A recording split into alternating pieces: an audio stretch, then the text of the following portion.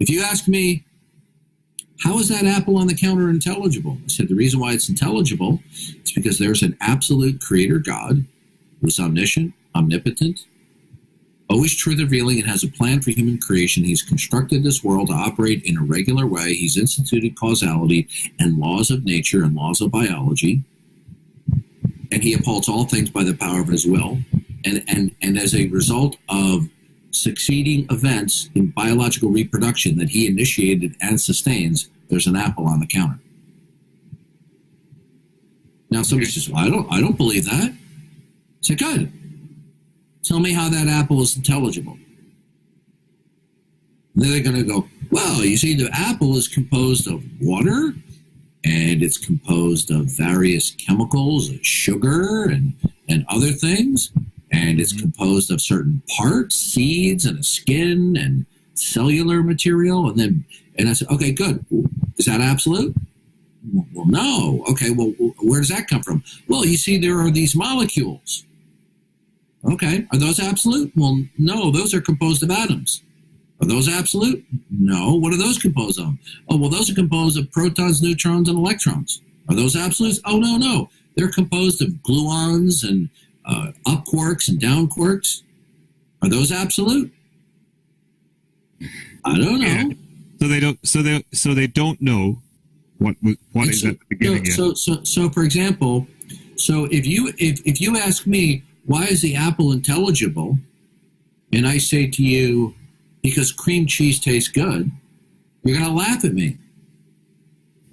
Or if I just say, why is the apple on the counter? And I said, well, because of gravity, and it's composed of water and cellular material. And you say, are those absolute? Well, no. Well, I've given you one link and approximate explanation. What if I gave you 25 links, approximate explanation?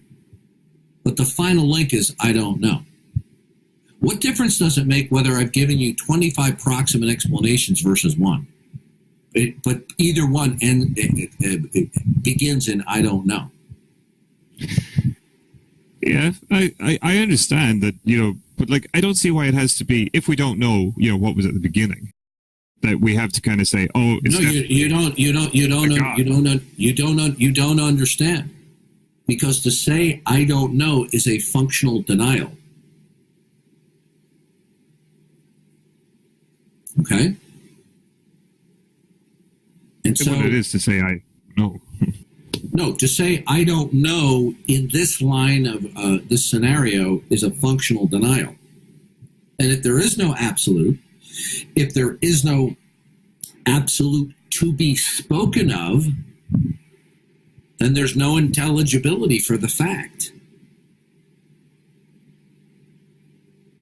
But you see, this comes at odds. But with that apple is intelligible, that's right.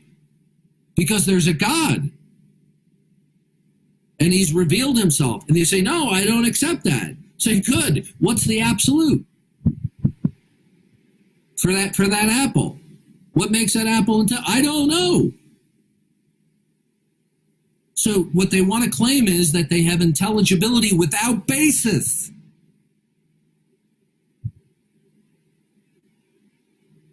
Mm-hmm.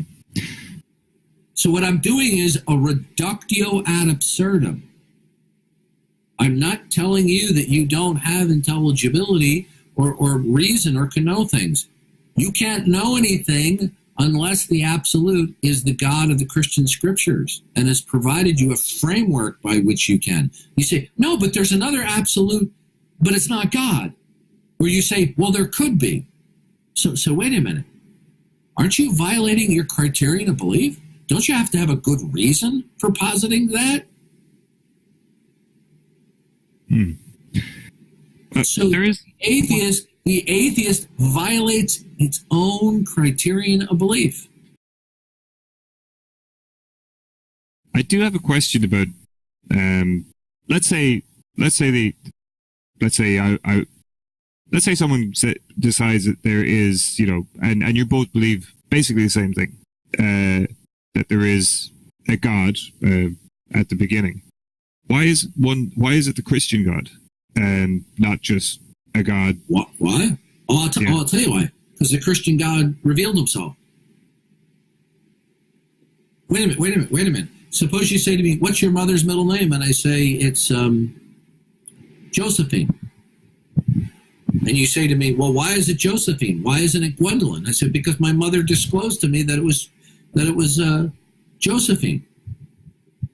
You say, oh, but I don't accept that.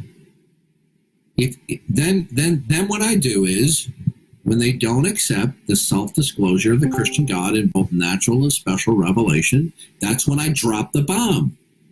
And the bomb is the reductio ad absurdum.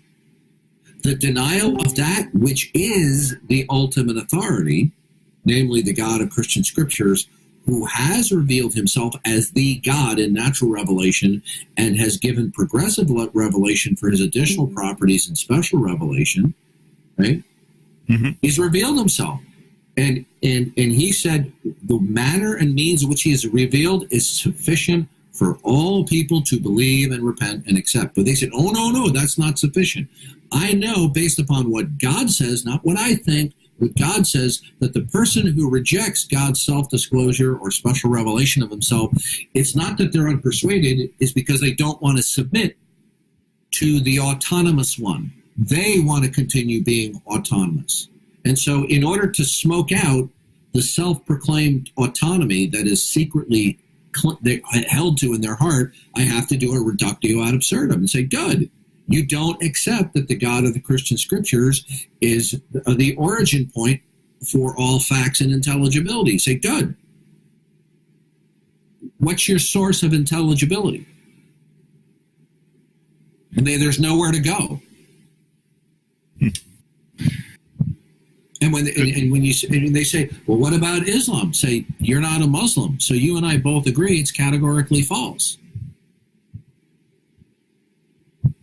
Now, if somebody says, well, what would you say to a Muslim? Well, then I would go through showing how the Muslim God contradicts the Christian God.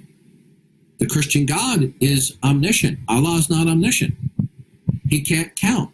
He got the Trinity wrong. When I say he got the Trinity wrong, the Quran identifies the Trinity as Allah, Jesus, and Mary. Oops. Yes, in Surah 5. The Quran said that Mary was the sister of Aaron and her father was Imran. Oops. That was Miriam, Moses' sister. Oops. And there are other errors. The Quran affirms the Christian scriptures. The Christian scriptures contradict the Quran. Oops. The Muslims go, but the Christian scriptures were corrupted. Yeah? Where'd you get that from? What's your forensic evidence? Answer, none. Then I can go down the theological and philosophical errors of Allah. He's a Unitarian God.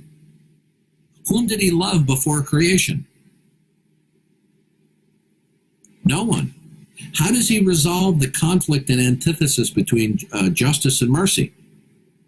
If Allah is entirely merciful and all just, then either everybody gets punished or listen. How does he forgive some people? How does he resolve the inherent conflict between justice and mercy?